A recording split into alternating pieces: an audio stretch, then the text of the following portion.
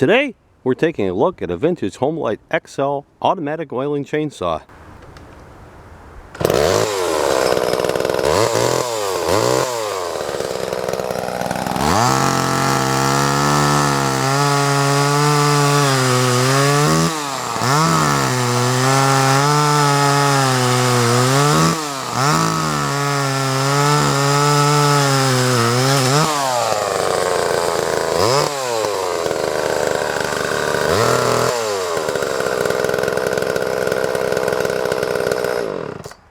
The chain will need some touch-up sharpening. It is a nice Oregon bar.